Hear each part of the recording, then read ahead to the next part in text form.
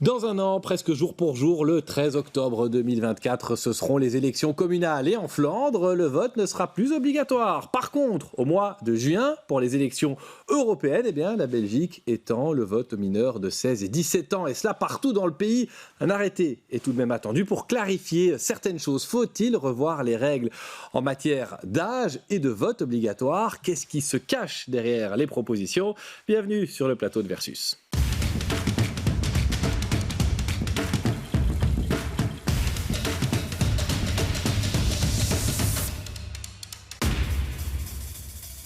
J'accueille Lucien Rigaud, bonjour, merci d'être là, vous êtes constitutionnaliste à l'ULB, on aura bien besoin de toutes vos lumières. Mathieu Biet, bonjour, vous êtes député fédéral pour le MR, vous siégez donc dans la majorité et on est curieux d'entendre ce que vous avez à dire au nom de votre parti ou en votre nom personnel. Sylvie Van Achter, bonjour. Vous êtes chef de groupe NVA au Parlement bruxellois. Vous avez aussi différents avis sur ces questions, de même que Sophie Roheny. Vous siégez, vous, au Parlement fédéral pour le groupe Défi. Vous êtes donc député à la Chambre. Bonjour.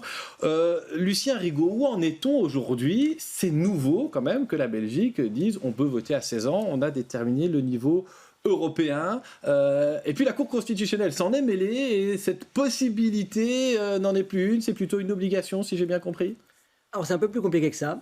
Actuellement, bien sûr, toute personne majeure de plus de 18 ans doit voter, c'est une obligation.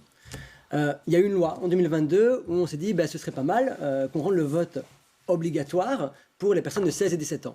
Mais on a conditionné ce vote obligatoire à une inscription sur les listes des électeurs, laquelle n'est pas obligatoire. Mais une fois qu'on est inscrit, ça devient obligatoire. Et c'est là où la Cour constitutionnelle a rendu un arrêt plutôt récent, où elle dit qu'en fait, si on considère que les personnes de 16-17 ans sont suffisamment mûres pour voter, a priori, il n'y a aucune raison pour conditionner leur vote à l'inscription à la liste des électeurs. Et donc, le problème, c'est que la Cour constitutionnelle, en fait, a uniquement annulé ça parce qu'on conditionne. Mais ça veut dire que la loi existe toujours et que si rien ne devait bouger, si on ne devait pas voter d'autres lois ou l'abroger, les personnes de 16 et 17 ans doivent obligatoirement aller voter. Alors, Mathieu Biet, c'est du ressort du gouvernement fédéral, c'est la ministre de l'Intérieur qui peut clarifier les choses avec un arrêté. C'est une priorité pour le gouvernement ou bien finalement, contraindre tout le monde dès 16 ans à voter, c'est quelque chose avec lequel on pourrait vivre? Il y a des délais aussi, si on veut convoquer les gens, il faut qu'ils soient pris sur les listes, il faut qu'ils reçoivent leur convocation, il faut qu'ils aient le temps de se préparer aussi.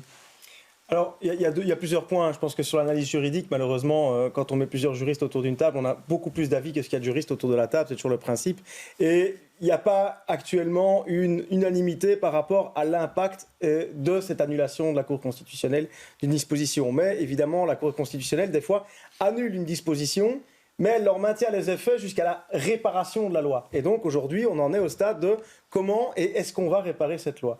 Alors, il y a un accord de gouvernement qui précise qu'il y avait une volonté d'étendre le droit de vote pour les 16-17 ans pour les élections européennes, alors avec un régime qui, aujourd'hui, en fait, conditionne l'obligation à l'inscription. C'est un peu comme les citoyens extra-européens, extra-belges, mais européens pour les élections locales. Pas d'obligation de vote, mais s'ils s'inscrivent, ils doivent aller voter. Mais donc vous plaidez pour qu'il y ait une clarification ou bien la clarification est indispensable pour la bonne et simple raison qu'en fait, s'il n'y a pas de clarification, il y a un doute. Parce qu'en fait, tous les constitutionnalistes ne sont pas d'accord sur les effets de cette loi. Et en tout cas, de cette annulation de la loi. Et pourquoi Parce qu'il faut aussi remonter à la genèse. Pourquoi est-ce qu'on étend ça aussi aux 16-17 ans? Mais c'est un principe qui existe dans d'autres pays. Par exemple, vos excellents confrères de la RTBF, hier, sortaient un article sur l'Autriche. En Autriche, les 16-17 ans votent pour toutes les élections, en ce compris les européennes. Donc, si on veut faire... Moi, je ne suis pas, par exemple, favorable à ce qu'on dissocie droit de vote et éligibilité. Je pense que vous le savez, dans l'histoire de notre pays, on a toujours voulu mettre et rapprocher droit de vote et éligibilité. Ici, on crée une exception. Voilà, moi, je n'étais pas un grand fan, mais je pense qu'il faut pouvoir se permettre de faire aussi des essais et de les évaluer. Et donc, les élections européennes, ça pouvait s'expliquer dans un contexte d'autres pays européens qui le font, et l'accord de gouvernement est clair sur ce point-là, mais moi je pense qu'une clarification est indispensable. Alors on va interroger l'opposition, Sophie Roheny, Sylvie Van Achter. Vous buvez un peu du petit lait quand même quand vous voyez que le gouvernement se prend les tapis, que vous dites non, mais enfin ça donne de l'eau au moulin de l'opposition. On pense quoi chez Défi de la situation actuelle? Pour le coup, pas du tout, parce que Défi s'est toujours inscrit dans une logique d'opposition constructive et a par conséquent notamment soutenu cette avancée, à savoir l'abaissement du droit de vote pour les jeunes jeunes de 16 à 17 ans. Pourquoi ? Parce qu'on considère qu'à partir du moment où les jeunes sont directement impactés par les mesures qui sont prises par les politiques, à partir du moment où les jeunes ont le droit fondamental, inscrit dans la Convention internationale des droits de l'enfant, de donner leur avis par rapport à des décisions qui les concernent, oui, ils doivent pouvoir voter. Oui, ils doivent pouvoir aussi donner leur avis, comme je l'ai dit, par rapport à des décisions qui les concernent directement et aussi faire inscrire directement à l'agenda politique des thèmes qui les préoccupent et qui les concernent. Est-ce qu'il n'y a pas un peu de calcul électoral là derrière, de se dire, bah tiens, on va regarder, si on a l'impression qu'on peut gagner des voix dans cet électorat-là, eh ben on va plaider pour qu'ils puissent voter un peu plus. Il y a peut-être effectivement un enjeu électoraliste, notamment auprès des partis de gauche, parce que l'on dit souvent que les jeunes ont tendance à voter à gauche, et c'est peut-être pour cette raison-là qu'Écolo a porté cette proposition de loi. Mais le parti des filles, qui est plutôt un parti de centre-droit libéral, social, a soutenu cette avancée pour les raisons que j'ai énumérées, mais à une certaine condition, à savoir que l'on doit pouvoir accompagner les jeunes d'une éducation aux médias, à la citoyenneté, pour faire en sorte vraiment qu'ils puissent disposer d'un esprit critique, en particulier lorsque l'on sait qu'aujourd'hui, finalement, les jeunes s'informent ou prioritairement sur les réseaux sociaux, sur TikTok, à savoir vraiment des plateformes où ce sont essentiellement les populistes, les extrémistes qui misent sur les fake news, qui dépensent des millions d'euros. La NVA est bien placée pour le savoir, 4 millions d'euros en près de 4 ans. Et donc, effectivement, à partir de ce moment-là, on doit veiller absolument à ce que les jeunes soient dûment informés. Sylvia Van Acht, vous pensez quoi, vous, de voir des jeunes de 16 ans qui voteraient aux élections européennes ou d'autres ? Ouais, nous ne sommes pas favorables parce que, en fait, c'est une limite d'âge arbitraire. Pourquoi 16 ans, pas 15 ans, 17 ans, c'est arbitraire. Pour nous, l'âge de 18 ans, c'est plus arbitraire. Ça, là, à 18 ans, on a la pleine citoyenneté. Vous pouvez vous marier, conclure des contrats, aller travailler. Vous êtes plein citoyen, vous avez toutes vos responsabilités et tous vos droits. Donc, pour nous, cet âge... Donc, de 18 ans, que vous êtes adulte, c'est pour nous la limite qui est logique. Ça ne veut pas dire qu'il ne faut pas écouter les gens, les jeunes, hein, mais pourquoi pas les 15 ans ou les 14, ils sont aussi impliqués parce que je vous entends dire... On fait des règles aussi pour les jeunes. Il faut évidemment les écouter et il y a plein de moyens de le faire.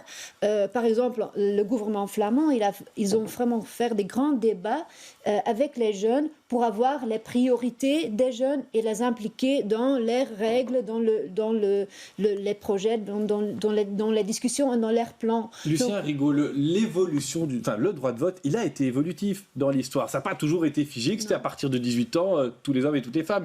Il y a eu plusieurs grandes dates, souvent liées aux guerres mondiales d'ailleurs, qui sont déroulées sur notre territoire. Oui, alors il y a deux questions bien différentes. Il y a celle du droit de vote, alors avec en creux la place du citoyen dans la société, et il y a celle de l'élargissement du droit de vote, avec là ici en creux la question de savoir quelle est la société qu'on fondait, avec qui on participe et qui participe au processus démocratique. Pour clarifier la question, dans le passé, on se posait déjà la question de si on élargit à tel électorat, ça aura un impact sur les résultats. Ah bien sûr, bien sûr. Et disons, il y a trois facteurs. Il y a, pour moi, le facteur le plus important, et quand on regarde les travaux parlementaires, c'est le fait que tout d'un coup, on a une conscientisation de l'interdépendance entre les hommes et les femmes. Je prends le cas de 1893, on a ouvert le droit de vote aux ouvriers parce qu'on a remarqué que le progrès économique, la prospérité, n'était pas uniquement dû au capital, mais aussi aux ouvriers. Donc on a ouvert ce droit aux ouvriers. En 1919, c'est pareil. Mais là, effectivement, ça a été accéléré par la Première Guerre mondiale. On s'est dit, mais enfin, c'est hors de question que des personnes qui ont servi de chair à canon sur le champ de bataille reviennent et des droits en moins, parce qu'ils avaient moins de droits de vote que d'autres personnes qui étaient plus riches. Et donc là, on a dit, à ce moment-là, ça a donné même d'ailleurs lieu à une inconstitutionnalité, mais on s'est dit à ce moment-là, il faut absolument que tous les hommes aient une voix. Et bien sûr, il y a en effet des stratagèmes politiques. Alors parfois, ils sont dissimulés, parfois, ils sont un peu plus précis. Je prends le cas, par exemple, de 1919. Là, c'est le POB et le Parti libéral qui s'opposaient au droit de vote des femmes parce qu'on avait peur que le curé susurre à l'oreille des femmes et qu'il leur dise quoi voter. Et donc, oui, bien sûr, il y a des stratégies politiques derrière. Mais je vais quand même poser la question aux députés qui sont là. C'est l'habitude de faire campagne. Est-ce que les adultes que vous rencontrez suivent tellement mieux l'actualité que les jeunes? Quand vous les rencontrez sur le marché, quand vous faites du porte-à-porte, est-ce que vraiment vous avez l'impression qu'ils sont mieux informés? Sophie Rehauny, Sylvie Van Acht, Mathieu Billet? Non, moi je pense pas, pardonnez-moi, mais j'aurais peut-être pu être davantage galant, mais je pense que Non, et en fait, je crois que les gens s'intéressent aujourd'hui, d'une part, ils sont leurs propres journalistes par les réseaux sociaux, première chose, mais je pense aussi, deuxième chose, que les gens ne s'intéressent plus aujourd'hui par du cherry picking qu'ils font dans l'actualité aux choses qui les intéressent. Et donc, de manière générale, je crois qu'il n'y a pas une conscience complète de tous les enjeux. Moi, je vous donne un exemple. Ce matin, j'étais dans une école avec des étudiants de Réto et on a fait une rencontre. Voilà, comme ça se passe chaque année. Je pense que c'est un exercice intéressant pour eux, mais aussi pour nous. Et en fait, il n'y en a pas un qui savait ce qui s'était passé en Israël. Pas un. Or, le débat politique a été sursaturé, je pense, à raison, mais de ces événements-là.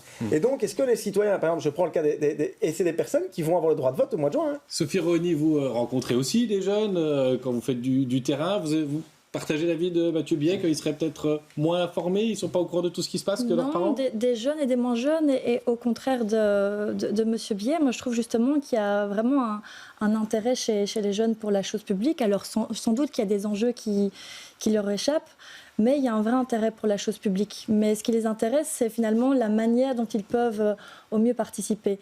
Par contre, ce que je remarque, à contrario, c'est qu'il y a des adultes qui ne savent pas du tout de quoi on parle et qui s'en foutent en fait. Et je pense qu'à côté de l'éducation aux médias dans les écoles dont je parlais tout à l'heure, il y a aussi un enjeu d'éducation permanente que l'on doit pouvoir éduquer, sensibiliser les adultes également. Et je voulais juste rajouter qu'effectivement, il faut que les adultes s'intéressent davantage à la chose publique, mais pour cela, il faut aussi que les politiques montrent qu'on s'intéresse davantage à eux. Et pour cela, je pense que tous les mécanismes de démocratie participative ont aussi un rôle à jouer. Très, très clairement, sur le droit de vote à partir de 16 ans, qui parmi ceux qui sont autour de la table, je m'adresse singulièrement aux politiques ici, mais qui pense qu'il faut que ce soit sur base volontaire ou ça pourrait être sur base obligatoire? Base volontaire, base obligatoire, Sophie Rehoni? Non, base obligatoire, que c'est finalement ça qui garantit le suffrage universel. Mathieu Biet, ça peut rester sur base obligatoire ou ça doit être sur base volontaire? Non, moi je suis favorable, et je voulais annoncer, mais moi je suis favorable à ce qu'on arrête l'obligation de vote. Je ne vois pas pourquoi on l'imposerait aux moins de 18 ans, alors que moi je suis favorable à ce qu'on l'impose plus aux plus de 18 ans. Est-ce qu'il y a un acteur, vous pensez que idéalement qu'ils ne votent pas du tout, si je vous ai bien compris? Non, ils peuvent même participer à Young NVA à partir de 16 ans, donc ils sont tous les bienvenus de participer. Et moi je rencontre beaucoup de jeunes, parce qu'au Parlement on fait un grand travail des débats. Il y a plein d'écoles qui viennent au Parlement et j'investis beaucoup de temps aussi là-dedans parce que c'est important. Et là je suis toujours surpris de la connaissance des jeunes, de l'intérêt en politique, mais c'est pas seulement une fois aller voter quand vous avez 16 ans. Il y a beaucoup plus à faire, il y a beaucoup plus de choses plus intéressantes d'aller en débat, de les écouter, de parler avec les jeunes. Et ça, je trouve plus valable qu'une obligation de voter à 16 ans. À un moment, on n'a pas les mêmes droits qu'un adulte, donc ça reste pour nous compliqué. J'ai trouvé moi une étude qui datait de 2015, c'était un sondage, sondage réalisé par le Conseil de la jeunesse de la Fédération Wallonie-Bruxelles, c'est un organisme officiel, et selon ce sondage, 79%, près de 8 jeunes sur 10 étaient contre l'abaissement du droit de vote à 16 ans, ils ne se sentaient pas prêts. Mais je voudrais maintenant passer au deuxième point de ce débat. Je l'ai dit, c'est le caractère obligatoire du vote. Est-ce que vous pouvez, Sylvie Van Acht, répondre à votre voisin de gauche sur le plateau qui dit qu'il est contre le caractère obligatoire? Qu'est-ce qu'on dit à l'ANVA? On doit tous aller voter ou bien ça doit être au choix? Non, nous sommes aussi contre l'obligation. Parce que d'abord, on voit déjà dans les faits qu'il y a plein de gens qui ne viennent pas voter et que ce n'est pas sanctionné non plus. Vous n'êtes pas sanctionné si vous ne venez pas voter. Et d'autres... donc ça, c'est un argument plutôt négatif, pour dire. Et puis... Positivement, je trouve qu'on doit venir vers les citoyens aussi comme hommes et femmes politiques pour leur montrer pourquoi c'est important de venir voter. Et donc, je pense qu'avoir une obligation, c'est un peu facile, quoi. On ne doit pas vraiment appeler les gens pour venir. Donc, je pense que ça donnerait encore en plus de dynamisme des hommes et femmes politiques envers les citoyens pour les vraiment convaincre. Et les hommes politiques ou les femmes politiques ne font pas campagne parce qu'ils se disent de toute façon... qu'il y aura une autre dynamique et donc nous ne sommes en fait pas favorables à l'obligation, plutôt le droit de vote au lieu de l'obligation. Alors on va entendre Sophie Rehoni là-dessus dans un instant, mais d'abord la parole aux constitutionnalistes. Pourquoi est-ce qu'on a rendu le vote obligatoire en Belgique? Là aussi, il y avait une raison à une époque? Oui, comme je vous ai dit, il y a toujours des stratégies politiques, mais aussi des considérations idéologiques. Et à l'époque, ça a été rendu obligatoire en 1893, donc avant, ce n'était pas obligatoire. Il y avait une raison idéologique, c'était lutter contre l'abstentionnisme, qui faisait parfois 65%. Et la deuxième raison, c'est qu'on élargissait le droit de vote aux ouvriers, mais le Parti catholique avait un petit peu peur que donc il y ait une horde d'ouvriers qui aillent voter pour le POB à l'époque. Et donc pour tempérer ça, pour faire un frein en quelque sorte, on s'est assuré que les gens modérés aillent obligatoirement voter. Et donc à l'époque, c'était en fait un frein pour garder en quelque sorte aussi le paysage démocratique tel qu'il existait avant, malgré l'élargissement. Sophie Roheny, chez Défi, on dit quoi? On doit tous aller voter, ça doit être obligatoire? Oui. Est-ce qu'il faut alors des sanctions pour les gens qui ne vont pas voter? Alors, sur le principe déjà, vous évoquiez un sondage tout à l'heure. Il y a un autre sondage qui a été réalisé par l'Institut Kantar pour le compte du VIF qui évoquait qu'effectivement 4 Belges sur 10 ne voudraient plus du vote obligatoire. Sauf que ce sondage dit aussi que si on venait à supprimer l'effet obligatoire, le caractère obligatoire du vote, on n'aurait plus qu'un Belge sur 2 qui irait voter. Et que finalement, ce serait essentiellement les jeunes et aussi les personnes les moins favorisées, les moins scolarisées, qui n'iraient plus voter. Et donc, ce serait une catastrophe parce que finalement, on irait à contre-courant de l'histoire, à savoir qu'on reviendrait vers une sorte de suffrage censitaire où ce serait essentiellement les classes les plus favorisées et les plus âgées qui iraient voter. Alors qu'on a été plutôt vers un suffrage universel pour garantir que toutes les personnes, quel que soit son niveau éducatif, quel que soit son âge, quel que soit son sexe, puissent voter et donc se sentir représentées à travers une assemblée. Mathieu Biet, c'est un point de vue personnel que vous exprimez contre l'obligation du vote. Qu'est-ce que vous répondez au fait que souligne Sophie Roheny, de dire à partir du moment où on n'oblige plus les gens à aller voter, on est peut-être moins représentatif? Non, parce que je pense que l'argument qui a été évoqué ici à ma droite est nettement plus intéressant, mais de dire on va aller chercher les personnes, on va les convaincre de venir voter. Et ça, je pense qu'on le voit en France, en fonction parce que le vote n'est pas obligatoire, en fonction du degré d'intensité de la campagne et de l'intérêt des citoyens pour le scrutin qui se présente à eux, on voit un taux de participation qui varie. Je rappelle aussi que la sanction ultime de ne pas aller voter, c'est qu'on sanctionne les gens en leur disant vous n'avez plus le droit de voter. Ce qui démontre bien que c'est un droit. Enfin, je vous vois sourire, mais c'est un droit, le droit de vote. C'est pas une obligation. Et moi, je pense que déjà, intellectuellement parlant, on a un problème à partir du moment où on contraint les personnes à exercer un droit. Certains diront, oui, il y a l'abstention. Certes, là, il y a eu des projets à un moment, est-ce qu'on ne représenterait pas l'abstention dans les parlements? Ça, on rentre, je pense, dans un délire qui rendrait notre pays ingouvernable. Oui, parce que déjà, c'est souvent compliqué maintenant. C'est déjà compliqué. Quand même, mais moi, je pense il faut justement laisser le libre choix aux personnes d'exercer ou non leur droit et de l'exercer de la manière avec laquelle ils le souhaitent. Et si exercer le droit, c'est de ne pas aller voter, c'est, la forme la plus aboutie de l'exercice de son droit peut-être. Et donc, c'est ça, moi, je pense qu'il faut arrêter. Alors, on connaît les histoires et l'obligation de quand ça date. Quand on voit les raisons qui ont motivé à l'instauration d'une obligation de vote, je pense qu'on est complètement aux antipodes de cette époque. Si tu vas faire brièvement. Oui, juste aussi, nous sommes une exception avec une obligation de vote aussi dans le monde démocratique. J'ai étudié à une école américaine, quand on prend la définition de la démocratie, il n'y a pas l'obligation de vote dedans. C'est surprenant. C'est l'exception qui pourrait inspirer, je pense. Lorsque l'on voit le taux d'abstention dans d'autres pays, je pense que c'est justement quelque chose qui pourrait inspirer d'autres États. On va bientôt conclure, parce qu'on parle ensemble déjà depuis plus de 20 minutes, et c'est intéressant, mais est-ce que parmi vous, dans vos réflexions, vous vous êtes déjà dit qu'il fallait d'autres formes d'élargissement du vote? Tiens, je sais pas moi, ressortissants européens pour les élections régionales, pour les élections fédérales, est-ce qu'il y en a qui se disent on pourrait peut-être convoquer d'autres électeurs sur base volontaire obligatoire? Mathieu Biet, brièvement, les Belges situés qui sont à l'étranger pour les élections régionales. Donc, ils ont le droit de voter pour la Chambre et pas pour les régionales. Pour quel motif? Est-ce qu'il y a une discrimination entre les deux scrutins? Est-ce que le scrutin régional est moins important que le scrutin fédéral? Moi, je suis député fédéral, mais je ne le pense pas. Et ceux qui habitent à Bruxelles, est-ce que vous pensez qu'il y a des catégories qu'on devrait habiter? Il y a des discriminations, oui, en fonction du niveau de pouvoir que vous visez. Les conditions pour voter ne sont pas les mêmes en fonction de si vous votez pour les élections locales ou pour les élections européennes ou fédérales. Les Européens peuvent voter pour les européennes mais pas pour les fédérales alors qu'ils travaillent ici, qu'ils payent leurs impôts, qu'ils cotisent ici. Donc effectivement, je pense qu'il y a une réflexion qui doit pouvoir être amorcée à ce niveau-là, comme pour les Belges à l'étranger, bien évidemment. Surtout parfois, vous êtes à l'étranger pour des contraintes, pour toute une série de choses qui n'ont pas à vous pénaliser finalement par rapport à ce droit fondamental. Encore la Chambre. Sylvie Van Achter, il y a de nouveaux publics qu'on devrait appeler à voter ou bien vous êtes plus prudent à l'ANVR? Nous sommes plus prudents parce qu'il y a aussi des règles derrière. Pourquoi pour les parlements et les lois, il faut avoir la nationalité. Pour le local, c'est plutôt différent. Il y a d'autres règles. Donc, je comprends les différences. Évidemment, parfois, à Bruxelles, c'est aussi très local, même les lois que nous faisons. Donc, je comprends qu'il y a aussi des demandes là. Des citoyens européens, mais bon, c'est pas si facile que ça. Bon, il nous reste 3 minutes et vous allez passer à l'exercice qui est sans doute le plus compliqué autour de cette table, et vous n'y couperez pas. C'est l'argument recevable. Jingle.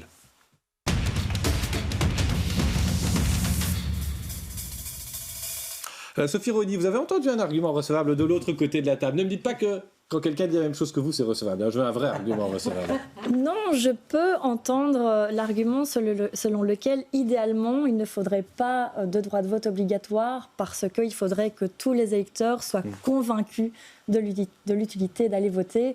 Sauf que je pense que l'un n'empêche pas l'autre. Tout simplement, c'est finalement notre rôle, lorsque l'on va à la rencontre des électeurs, de leur expliquer pourquoi c'est important de voter, pour éviter que les autres ne décident à notre place. Chez Sophie Rony? Oui, je peux être gentille aujourd'hui. Je trouve aussi important que tout le monde va voter. Donc là, je peux vous aussi comprendre votre crainte de ne plus avoir l'obligation, parce que la crainte qu'il n'y aura pas tout le monde qui participe, qui est évidemment aussi une crainte à entendre. C'est une connexion élevée à défi qu'on ne voit pas fréquemment, même autour de cette table, mais de temps en temps. Mathieu Biet, vous avez entendu un argument recevable? Moi, je pense que Sophie Rony a dit quelque chose qui est très intéressant. Par contre, c'est sur le fait que quelles sont les catégories de population qui seraient le plus touchées par, en fait, l'absence d'obligation de vote, c'est-à-dire l'absence de contrainte. Et je crois que ça nous mène à réfléchir non pas sur le fait qu'il faut maintenir le vote obligatoire, mais sur comment on fait pour intéresser ces catégories de personnes à la chose publique. Et donc, je pense qu'on ne sera pas d'accord sur ce point-là, mais qu'on va se faire réfléchir. Alors, Lucien Rigaud, on a eu beaucoup d'arguments juridiques, d'arguments de droit. Est-ce qu'il y en a un qui serait un argument massu, et donc forcément recevable? Est-ce que vous avez entendu quelque chose, vous qui avez l'habitude d'évaluer des enseignants, peut-être parfois de les mettre en échec? Est-ce que vous avez entendu quelque chose où vous dites, bah là, celui-là, il réussirait son examen chez moi? C'est surtout des arguments politiques, et donc je n'ai pas à distribuer des bons points. On peut changer, on peut modifier la Constitution, on peut modifier les lois spéciales. Je vois surtout deux tendances.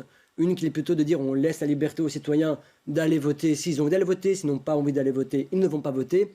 Et puis une autre conception, on se dit, voilà, le citoyen, il est dans un corps social qu'il ne peut pas nier, il a des responsabilités en même temps que d'avoir des droits. Et donc, voilà, il y a certains paradoxes aussi qui naissent de ça, mais c'est un peu les deux tendances que je repérais. Et en quelques secondes, vraiment, il nous reste une petite minute sur le droit de vote à 16 ans. Vous dites quand même, comme constitutionnaliste, attention, il faut que le gouvernement bouge. Dans quelle situation on est là maintenant? C'est vrai que la Cour constitutionnelle est... Si on lit l'arrêt, c'est pas le plus limpide possible. C'est-à-dire qu'il dit clairement on annule en ce qu'il y a une condition en plus. Mais l'annulation est partielle. Donc, a priori, moi, ma lecture, c'est actuellement, on n'annule pas la loi, on annule simplement cette condition supplémentaire. Donc, si on ne bouge pas, si on n'abroge pas cette loi, pour moi, le vote, il est obligatoire pour les 16 et 17 ans. Ce qui est quand même peu clair. Alors, on a combien 8 mois des élections. Contraire à l'accord de gouvernement. Et contraire aussi à l'accord de gouvernement, mais ça, c'est autre chose. C'était déjà une concession que vous faisiez à un partenaire, Mathieu Biet, Écolo en l'occurrence. C'est le paradoxe de la chose. Je pense que les gens qui ont commencé qui étaient en justice voulaient en fait que l'obligation était opposés au droit de vote des jeunes. L'obligation que devait avoir un droit aussi pour les adultes. Ça s'est retourné un peu contre l'argumentaire. Ouais, l'argumentaire de base était ils sont pas assez matures. Ah, mais en fait non, le problème c'est pas la maturité. Le problème c'est que s'ils sont assez matures, on ne doit pas leur conditionner l'accès. Allez, merci à tous les quatre d'être venus échanger. Rendez-vous dans un an, on se reverra encore. Il y aura évidemment beaucoup d'émissions spéciales. On y travaille d'ailleurs déjà sur BX1, mais la semaine prochaine, ce sera un autre thème et beaucoup de questions.